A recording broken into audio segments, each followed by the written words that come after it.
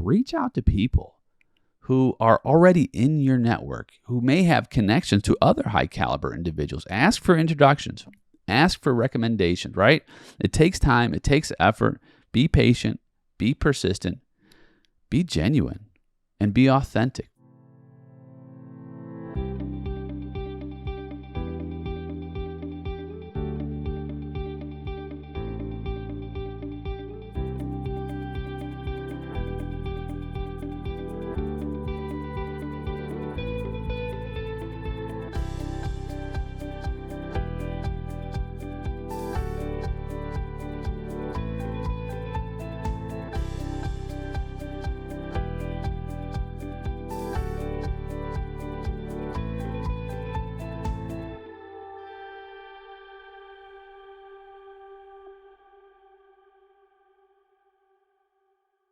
Hello, my friend, and welcome to this Friday episode of A Call to Leadership. I'm Dr. Nate Sala, your host. If it's your first time joining me, welcome. Every Friday, I approach leadership with you. We just spend some time together focusing on one aspect of leadership. We don't cover many topics. We don't go into a number of different issues in today's leadership. It's really just tools for your tool belt so that you can thrive as a leader in aiming for greatness and serving others, to live a life that is irresistible. Wouldn't we want that? Well, I do. And so if you are with me week after week, welcome back. And today is going to be a special day. I've been thinking a lot about our definition of leadership. And if you haven't listened to the very first episode, episode 1, I take my time defining leadership. There's many, many definitions by many great scholars in leadership. I approached it from a 4-part perspective. I approached it from the part that leadership is not just influence, but it starts with discovery. Leaders are discoverers. We are pioneers. We are explorers. And through discovery, we learn where we want to go and how to go to a better future state with others. Then we influence others to join us along the pathway. And of course, if we are effective leaders, we are achievers. It all revolves around shared purpose. So if I were to define leadership, I would say leadership is the discovery of, influence toward, and achievement of shared purpose. And so the first part of this, the discovery piece, oftentimes as leaders, we miss it. We spend so much time in the influence and achievement realm, right? Step 2, step 3, that we rarely circle back around to step 1 because we're so busy in the trenches, in the execution phase, if you will. And every so often, we need to come up for air. Sometimes there are problems that we have that we are not clear on how to solve. Sometimes our influence is waning and we need to regroup. I found this in my own family. My son and I were having some challenges. He's a teenager now at the time of this recording.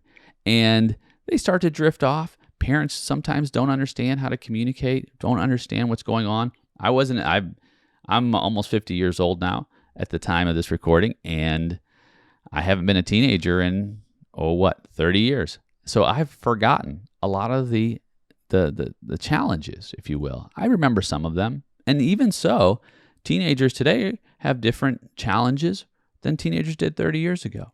And so I was considering, how do I deal with this problem? Well, if I don't have the influence at home with my son that I once did, that I desire to have as a leader, as a friend, I need to go back to stage 1 because my execution isn't flawless. Stage 1 is discovery. I have to go back to discovery. How do I do that? Well, a couple different ways I started. One was I began to listen to a podcast by a person who has a wonderful program on parenting today's teens. And so this podcast has helped me to grow, to listen, to learn, and by a gentleman named Mark Gregston, who has given me tremendous insight on the relationship that I'm facing with my teen. And then, secondly, I went out and I went to a convention with my wife, which was a homeschool convention.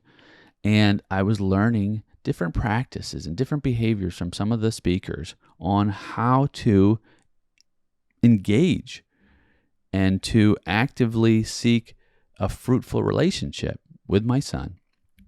What's happening here? What am I doing?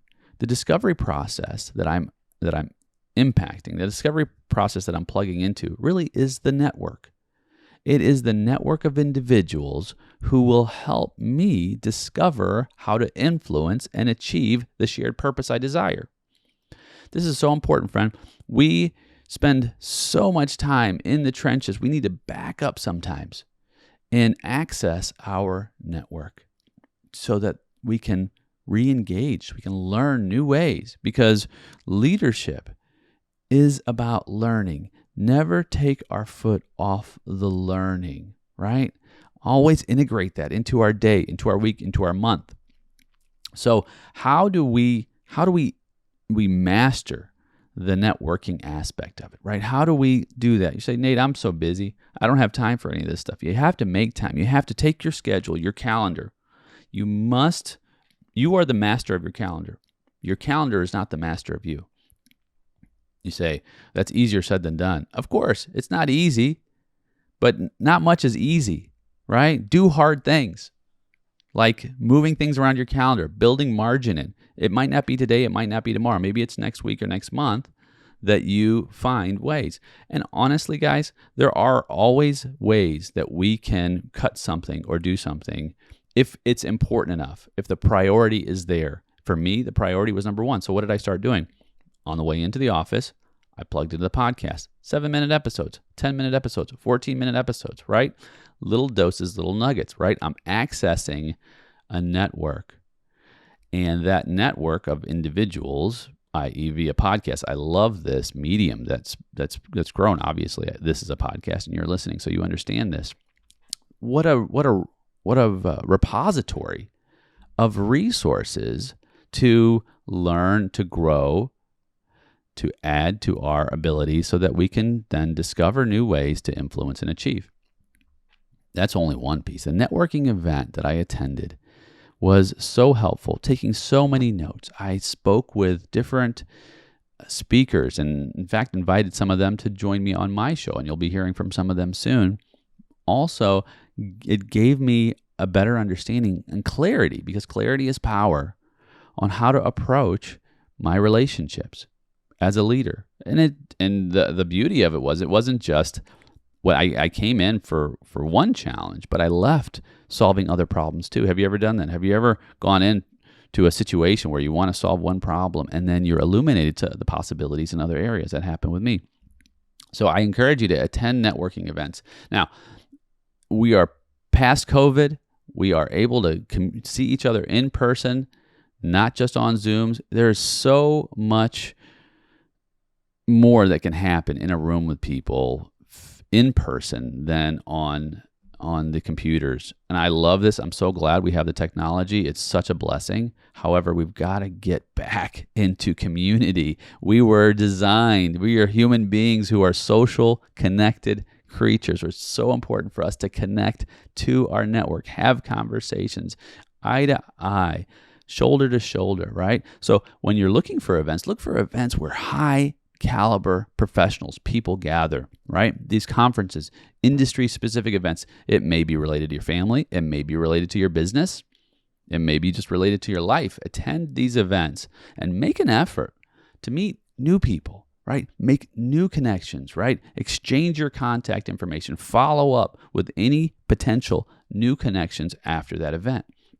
That's one way to tap into your network. Secondly, you can join professional organizations.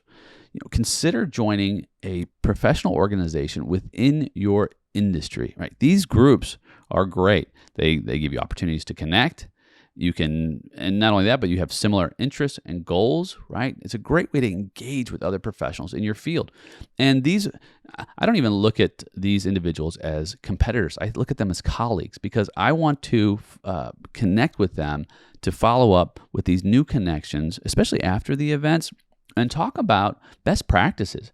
I've had conversations with industry colleagues who are doing the exact same type of work that I am, yet they have different approaches even in the accounting industry, my accounting advisory firm, I had a conversation with someone several months ago who's in a different market.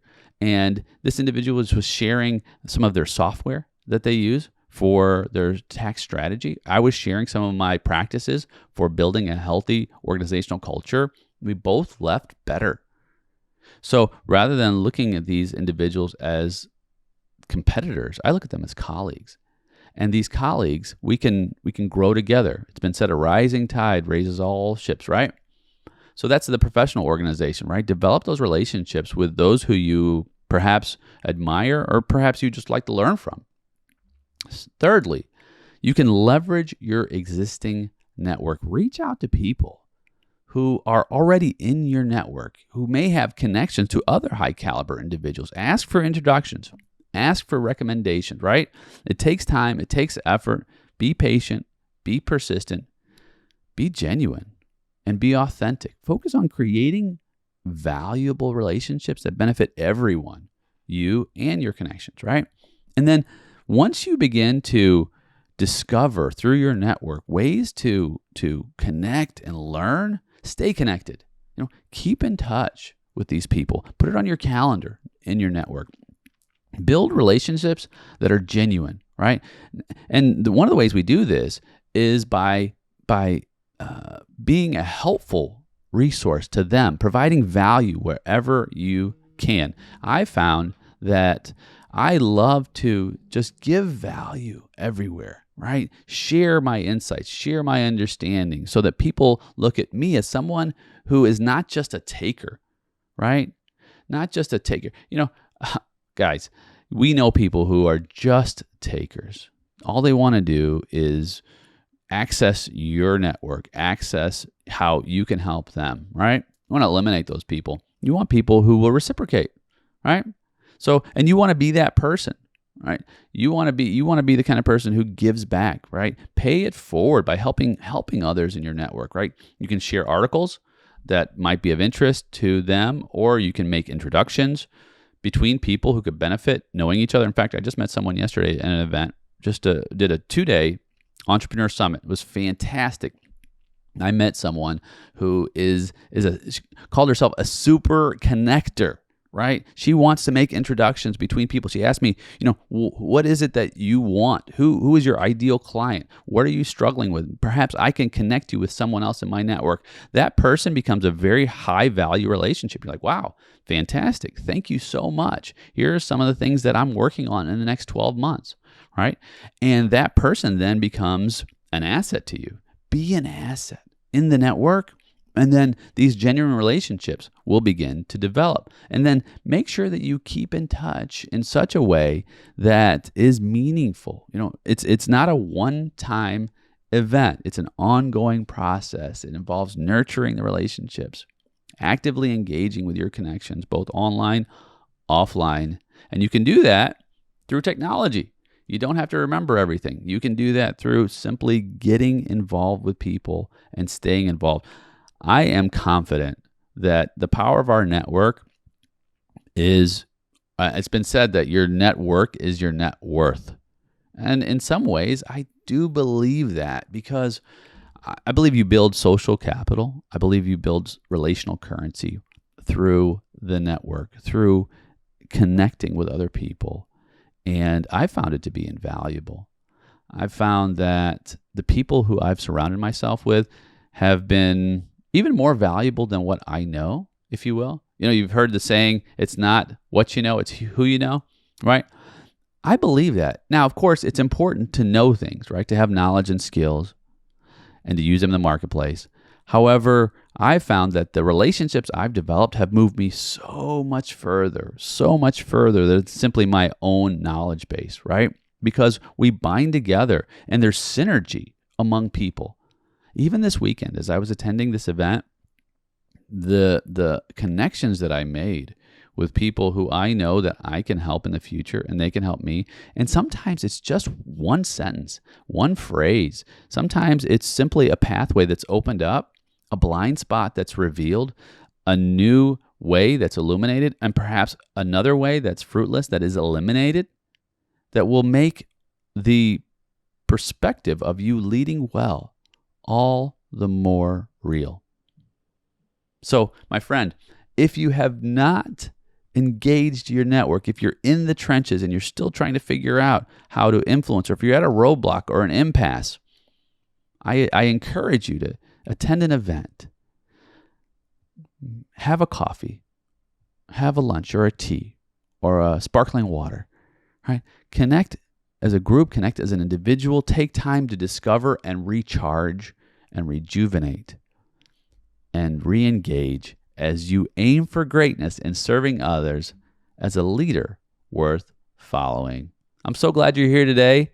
That's all we're going to do. I want you to focus on how I can grow in my network and engage today. I'm Dr. Nate Sala. I'm so glad you joined me. This is a call to leadership.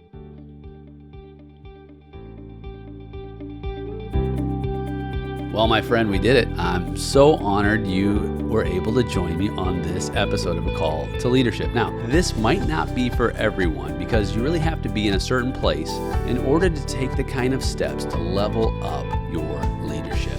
And I want you to be taking steps. If you feel like you're ready for something like this, you can go to our website, greatsummit.com. I'll make sure that's in the show notes. You and I will get to spend some time together and really focus on aiming for greatness.